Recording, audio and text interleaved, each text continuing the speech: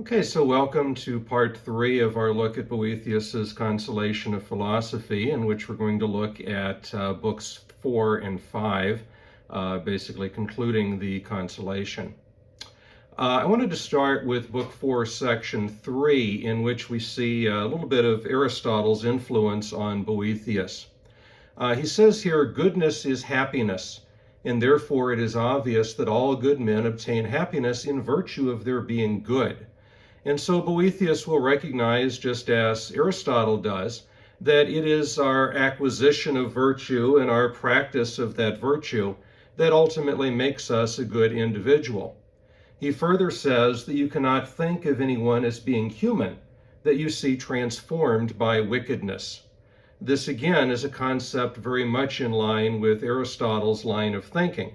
When Aristotle talks about the fact that we have the rational and the irrational side of the human soul.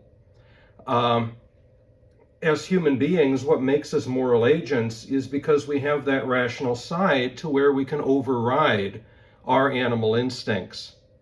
And when we choose to do that, then we're acting in a moral fashion. But when we ignore that rational side, when we fail to override those more base animal instincts, then we are effectively acting in the same way that an animal would act.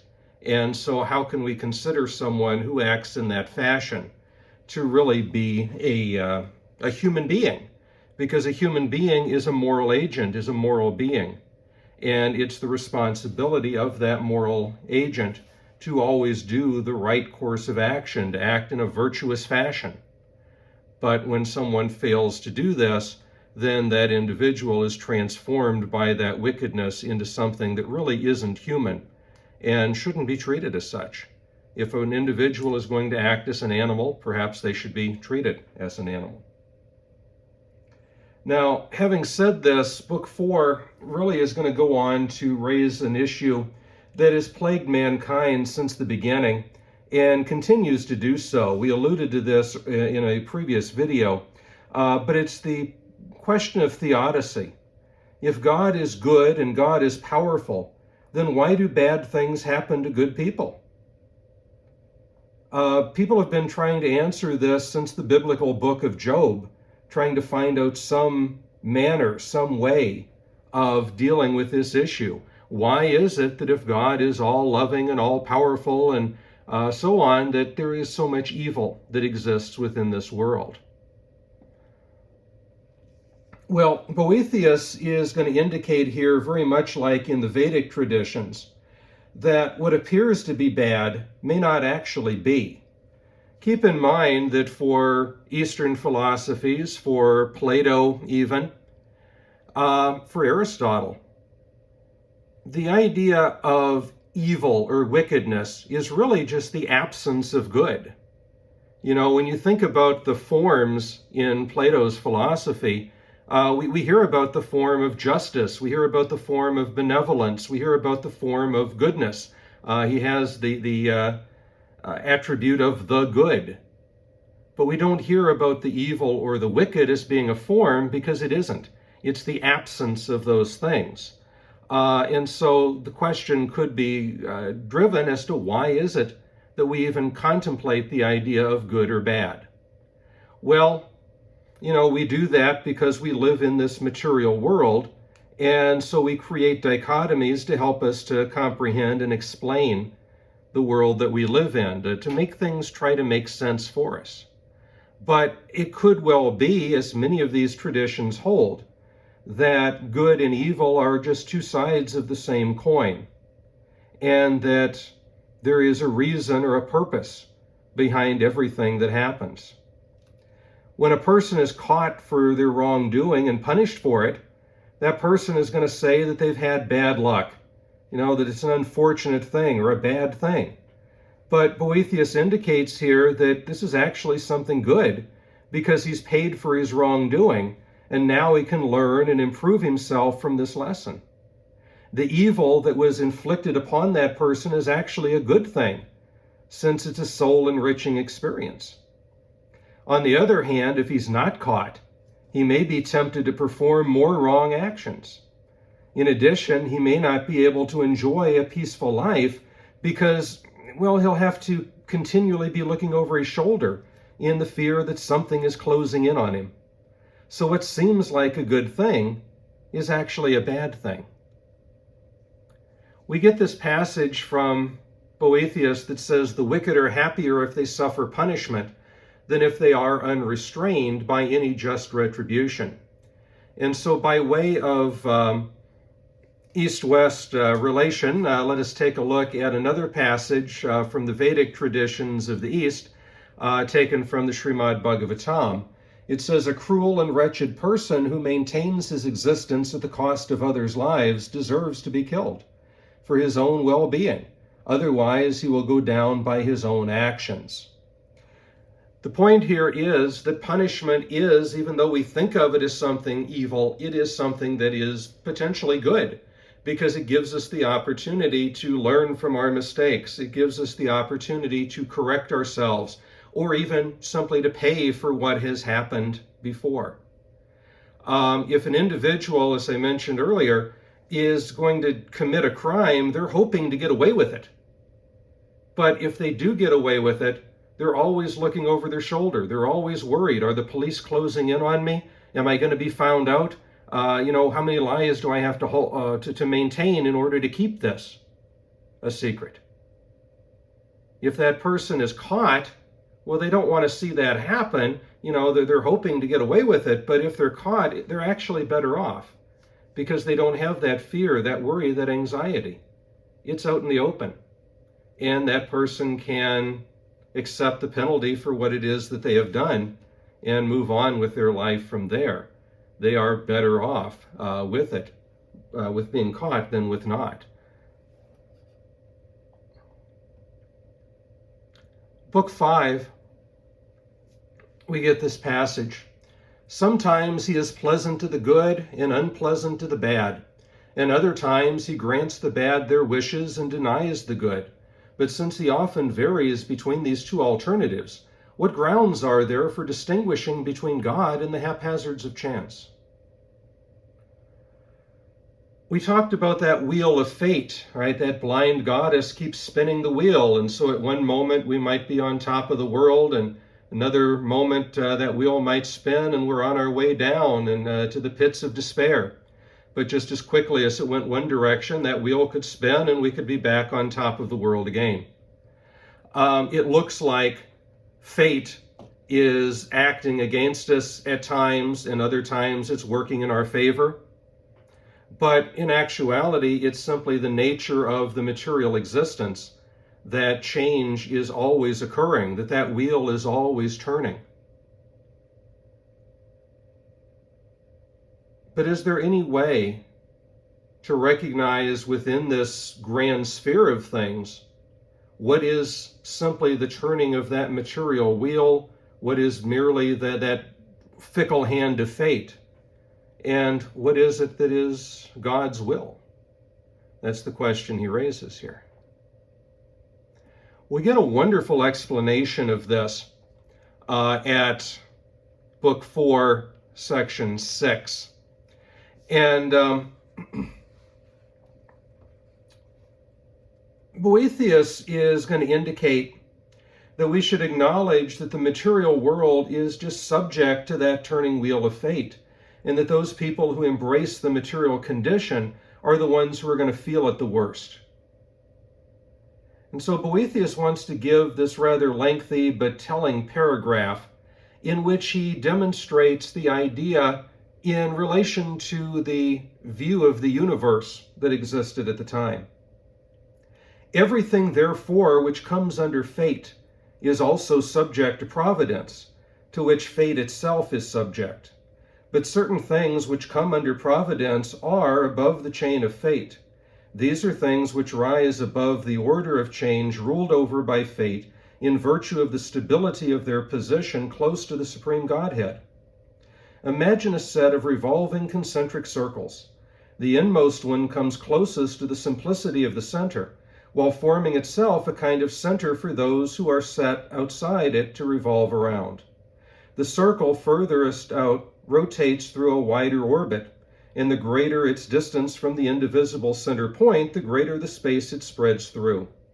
Anything that joins itself to the middle circle is brought close to simplicity and no longer spreads out widely. In the same way, whatever moves any distance from the primary intelligence becomes enmeshed in ever stronger chains of fate. And everything is the freer from fate the closer it seeks the center of things. And if it cleaves to the steadfast mind of God, it is free from movement and so escapes the necessity imposed by fate. The relationship between the ever-changing course of fate and the stable simplicity of providence is like that between reasoning and understanding, between that which is coming into being and that which is between time and eternity, or between the moving circle and the still point in the middle. So the description that Boethius is giving here very closely resembles the model of the universe that existed at the time. The earth is the center of the universe, and the other heavenly bodies revolved around it in perfect circular orbits. The earth is still, but the outer planets are in motion. The further we get away from the earth, the wider the orbit's going to be. So this is why the early astronomers calculated the idea of ellipses to rein in these wayward planets, to keep them in a perfect circular orbit.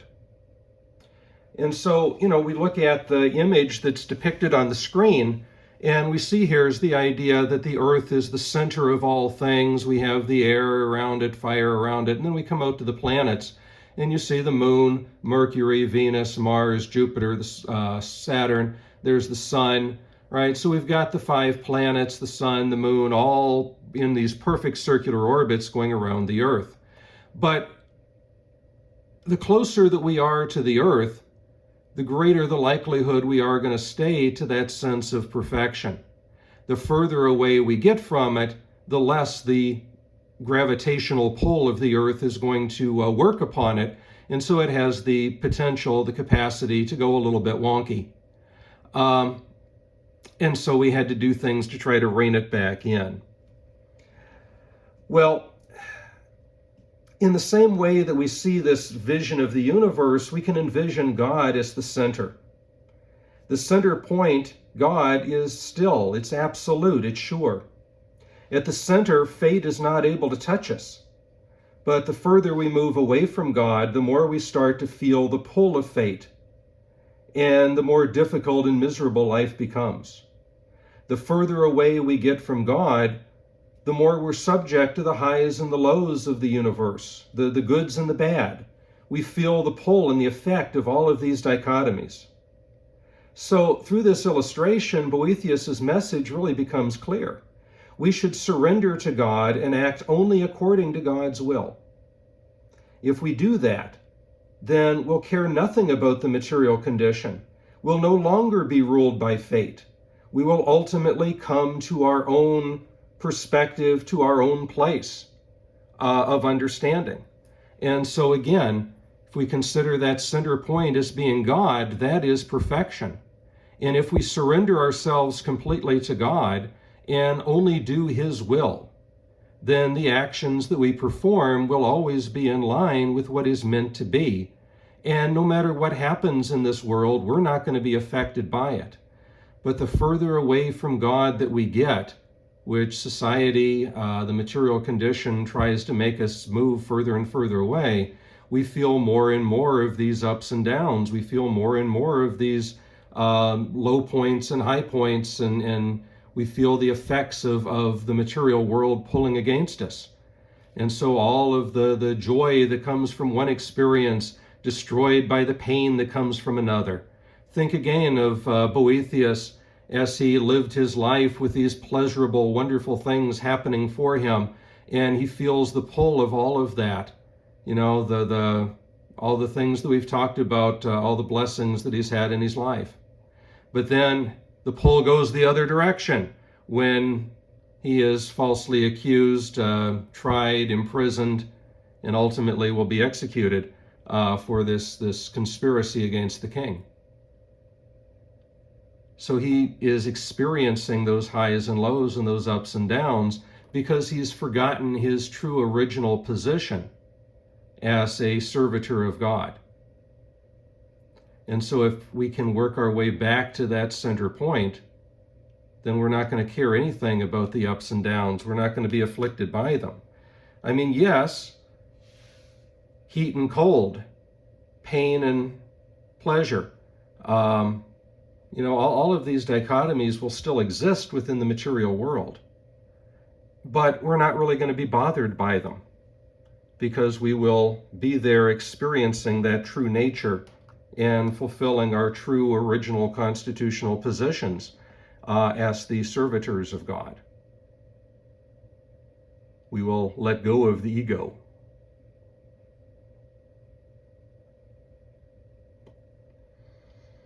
There is then, through this way of thinking, a reason why everything happens. But our finite, limited human minds will not be able to understand what the reason is. This is why we should surrender to God, that this infinite, absolute, eternal mind knows everything. And so, Boethius's response to Theodicy is to say that evil is allowed to exist, or at least what we consider to be evil is allowed to exist, because it's part of God's grand plan. Evil is necessary in order to bring forth good. And so we get this passage here from Boethius that says, "So sovereign providence has produced a remarkable effect, evil men making other evil men good." A prime example of this is the man on the screen. This is an individual called Tookie Williams. In 1981, Williams created the Crips gang in Los Angeles, which went on to become one of the toughest and most cruelest of gangs ever created. And it sprouted a lot of copycat gangs as well. A lot of violence entered into the world because of this man. Now, at one point, he is going to be accused and convicted of killing 4 people, which is going to put him on death row. He will be sentenced to death, and he will spend the next 20 some odd years on death row. Now, when Williams initially went into prison, he was anything but a model prisoner. This is an individual who was still trying to run his gang from behind the bars of his cell. This is an individual who caused a lot of difficulty and a lot of trouble. But eventually he came to a realization, he came to a conclusion that the way his life is gone is not the way it had to have gone. That his actions have not only acted now to put him in prison and create harm for him to eventually lead to his execution, but they've also done harm to a lot of other people. And so Williams decided that he wanted to do something to make amends. And so he started writing books. He created an internet project. And basically what he was doing was reaching out to all the inner city youth and trying to say to them, look what I've done, look where I ended up. You don't have to end up this way. There are other opportunities, there are other possibilities that are available to you. And his project was actually so successful that he was nominated for a Nobel Peace Prize. A man who is on death row because of murdering 4 people is nominated for a Nobel Peace Prize because of this work that he did. Now, this is exactly the type of thing that Boethius is trying to get at here. If Williams had not been caught, if he'd not gone to prison, then he probably would have carried on with the violence, would have carried on with his life as it was, and never stopped to think about things. But because he was put in that situation, he had to stop and look at himself. He had to stop and look at his life. And he used that as an opportunity to try to make amends. He used that to try to help other people. And again, his actions helping many inner city kids avoid the life of the streets, to avoid the life of gangs, is something that we should applaud. And so a good thing, the reduction of violence, comes from the evil thing, which was the act of killing those 4 people. And so in essence, we can see that there is a good reason, a good purpose for why everything happens.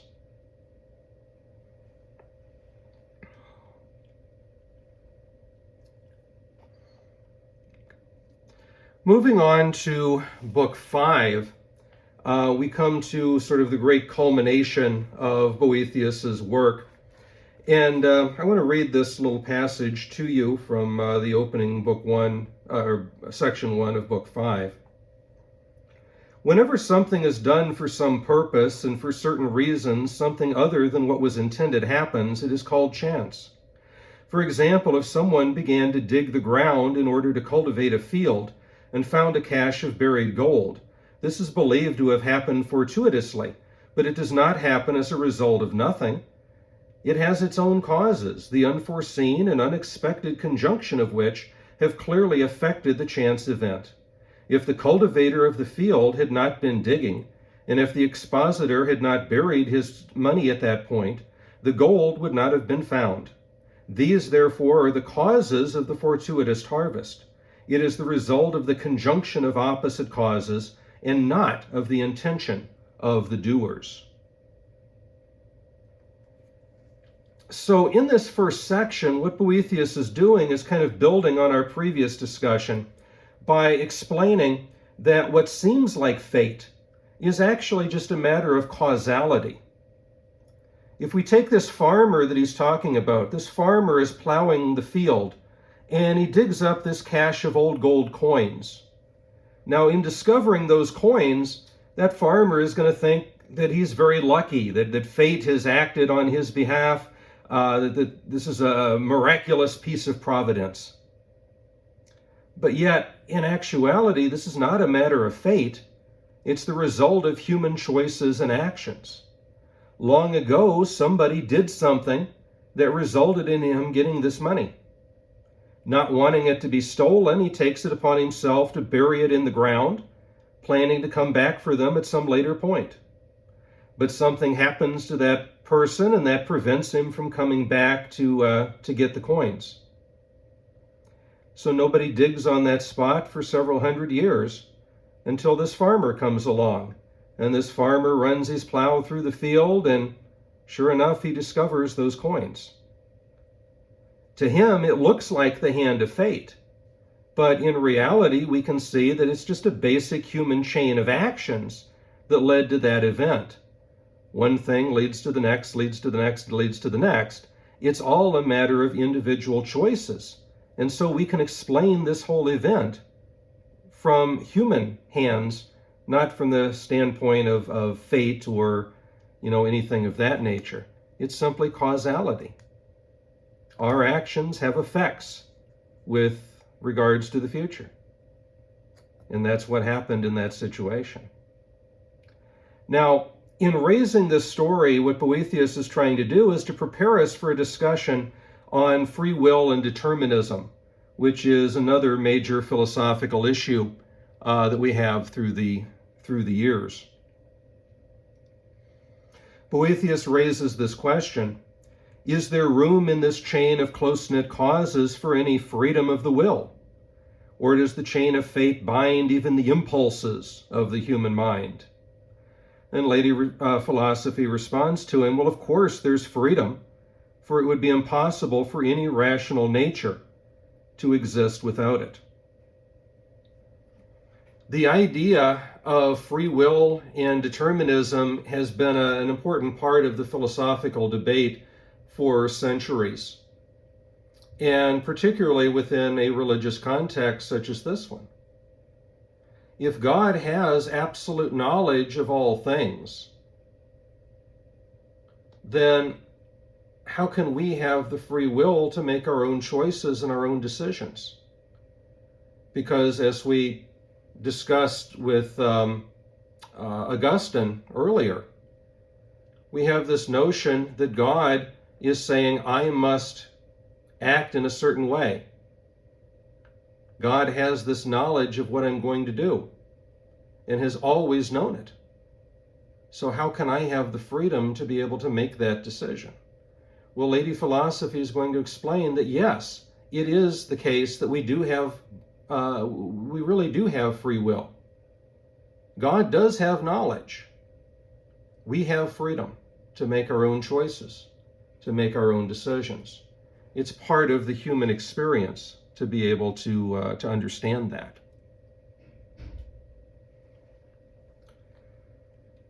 Throughout all the ages, people have questioned whether free will and determinism, fate, God, and so on are compatible ideas. The question is generally phrased in this way: if God has absolute knowledge of all things, past, present, and future, then how can we have free will? They seem to contradict each other. Human beings have a limited lifespan, so during that time they can make choices and exercise free will.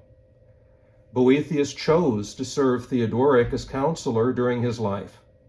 But if God has foreknowledge, then God knew before Boethius was born, and even before the universe was created, that Boethius would make this decision. Now, if this is the case, then was there actually the opportunity for Boethius to turn down this offer to serve the new king? If Boethius's choice was a free choice, then God can't know.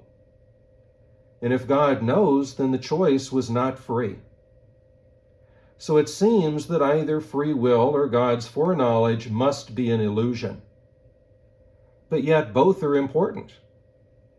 In order to embrace the traditional religious view, God has to have absolute knowledge of all things, past, present, and future.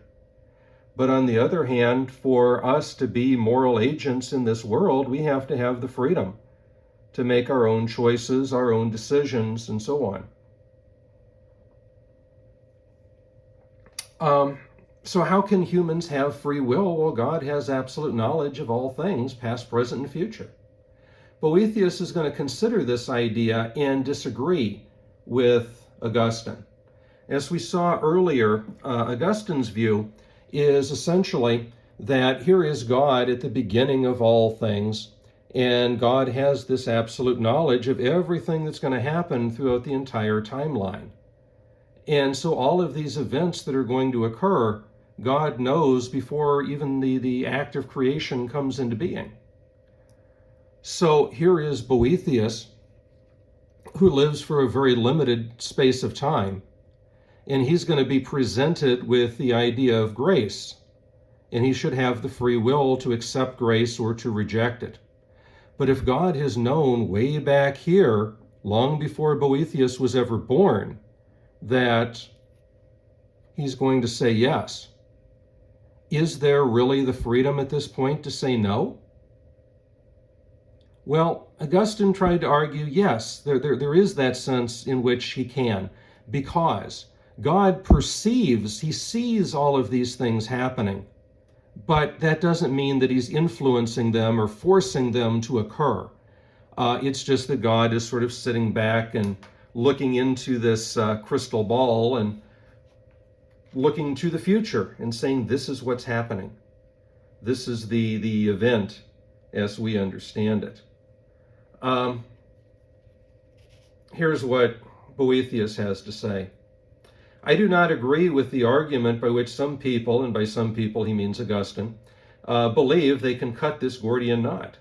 They say that it is not because Providence has foreseen something as a future event that it must happen, but the other way around, that because something is to happen, it cannot be concealed from divine providence. In this way, the necessity is passed to the other side. It is not necessary, they say, that what is foreseen must happen, but it is necessary that what is destined to happen must be foreseen, as though the point at issue was which is the cause. Does foreknowledge of the future cause the necessity of the event, or necessity cause the foreknowledge? But what I am trying to show is that whatever the order of the causes, the coming to pass of things foreknown is necessary even if the foreknowledge of the future events does not seem to impose the necessity upon them. So in that respect, we can see that Boethius is disagreeing with Augustine. Now, I think that Augustine and Boethius' solutions are not all that far apart. It's just that Augustine doesn't use the right language.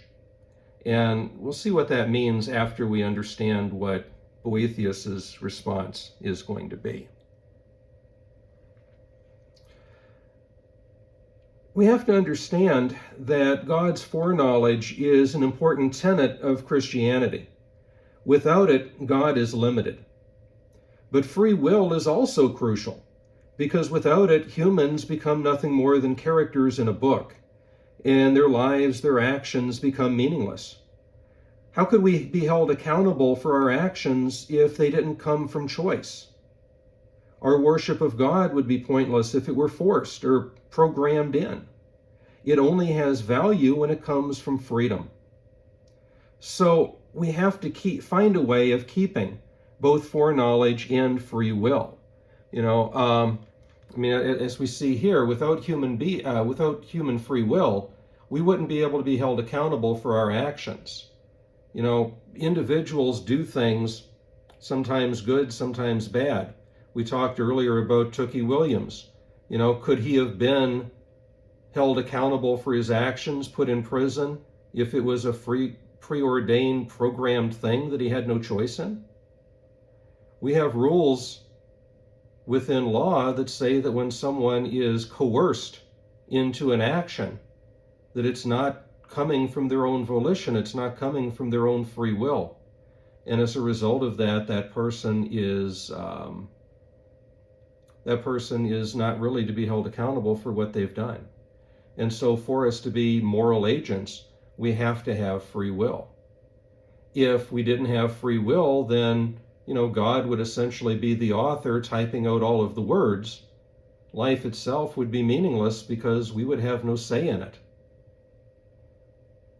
You imagine an author sitting down to write a book, and sometimes these individuals can do terrible things. The character of Hannibal Lecter comes to mind.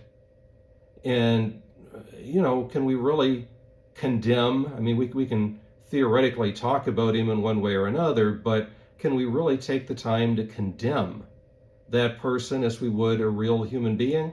No, because he's simply the invention of the author. The author gives him all of his lines, gives him all of his actions. We can't hold Hannibal Lecter responsible for anything, not really. And so God would become then that author, and all of the evil that existed in this world would be authored by God. And that, of course, would go contrary to the basic tenets, to the basic rules as well. So free will is a crucial thing for us. So we need to find a way of having free will and God's foreknowledge. Well, Boethius is going to explain that the solution to this is to recognize that God is an eternal entity, not a temporal one.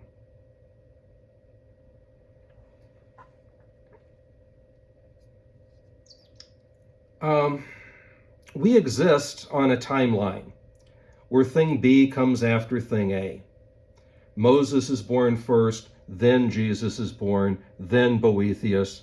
It doesn't happen in a different order. Things are in this linear progression. We can look back to the beginning of the universe. We can map out all of the events that transpired since then, but we don't know what will happen next. But God is eternal. There is no concept of time within eternity. There is no past, present, or future within the eternal. So God sees all things past, present, and future in the instant. Because for God, there's nothing else but the instant, but the moment. God can watch the birth of Moses, Jesus, and Boethius simultaneously, while also seeing the end of the universe. Now, once we realize this point, then we can understand how free will and providence are compatible. I can know what a person is doing if I'm looking at them doing it, right? You see the people on the screen here, and I know that this one group is doing some yoga, doing some exercises. I know that the other one is a football match is taking place. And I can see these events taking place, and I know what's happening because they're happening immediately in front of our eyes. There's no mystical powers involved, there's just vision. I'm not forcing these people to play football. I'm not playing these people to engage in yoga. I'm not making them do it, but I know what they're doing because they're doing it in front of my face and I can see it happen. Well, it's really, Boethius says, the same way for God. God doesn't force anybody's decision. The choices that we make are free choices. And the actions that we perform are performed freely. But God knows what actions we perform and what choice we're going to make because he sees us make them. So in this respect, there's very little difference between the way that God knows things and the way that I know things. It's simply a matter of seeing what occurs. The difference is that I can only see a limited distance in front of me at the present moment, whereas God's vision is unlimited by distance or time. Everything is present to God. Everything that exists is there in the moment to that divine being. So recapping some of these ideas from Book 5, sections 5 and 6, there is no foreknowledge. This is where that terminology issue comes into play. This is where it becomes troublesome to accept the way that Augustine puts it forward. It's not a matter of foreknowledge. It's not God sitting at the beginning of time before anything's ever created and already knowing the entire scope of what is to come, and thereby controlling our ability to make choices or decisions. There is no foreknowledge because foreknowledge would limit God by putting him into the timeline, right? Remember the picture that we saw a little bit ago of that timeline? It showed God there as part of the timeline, sitting there at the beginning.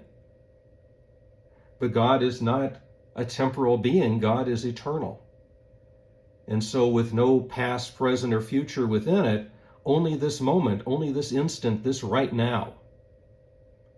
So if God exists not as part of the timeline, but outside of the timeline, then everything that is happening in the entire course of existence, from the beginning of the universe to the end of the universe, God is seeing all of that happen simultaneously in the moment.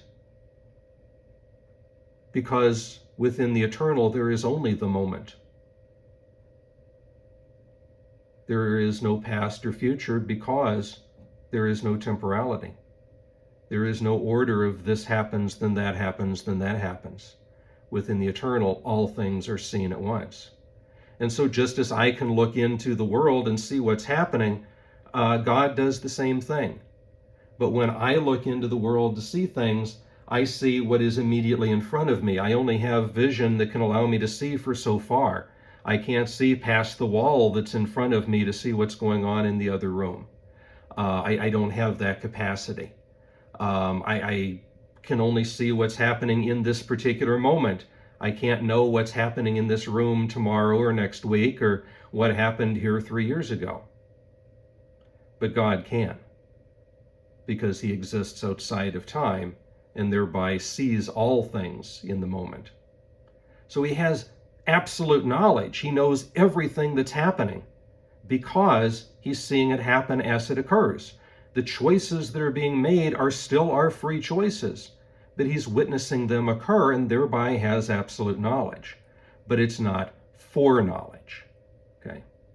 And that's, linguistically, that's really the trigger. That's what makes the difference. God has absolute knowledge. He does not have foreknowledge. It appears to us, because we're temporal, that God has foreknowledge. We think, there's the old phrase that God creates man in his own image and we return the compliment. We think that because we're able to perceive in a particular way that God must also, and so we try to stick him on that timeline. But in actuality, that's not the way it works. And so the timeline that you see here is a little bit more of the way that it should be drawn. Again, instead of Augustine's idea of God being back here in the beginning, we see God as over all of this, perceiving the entire spectrum of this in one instant.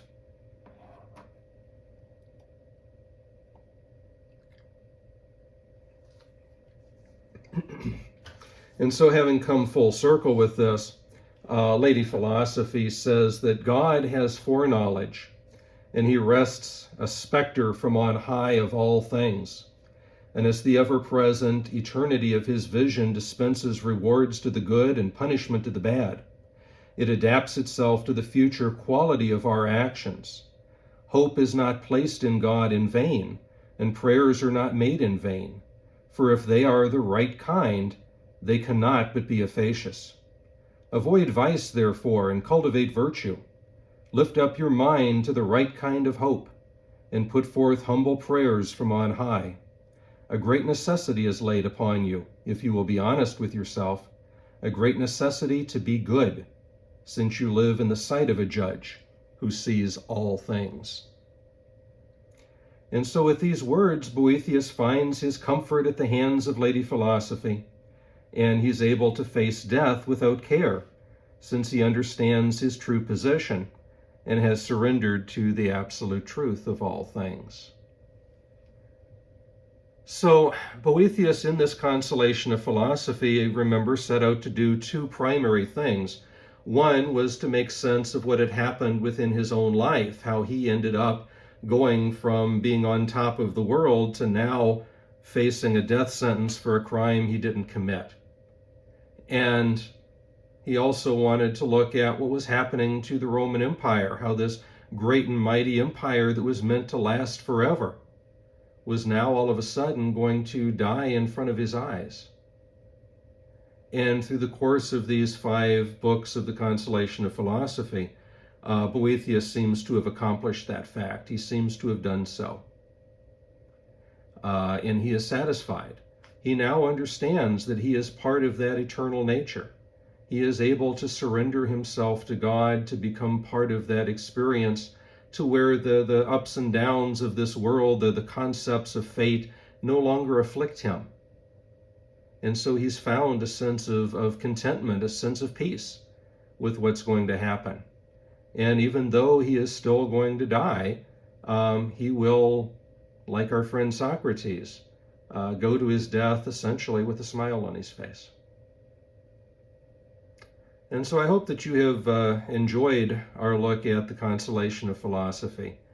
It's really a remarkable work, and as I pointed out at the beginning, it's very influential down through the centuries. So many people have looked to it for comfort, for guidance. Even great leaders such as King Alfred and Queen Elizabeth I looked to Boethius. And many others have done so as well. So anyway, I hope that you have enjoyed it. And of course, as always, if you have any questions or concerns, please let me know.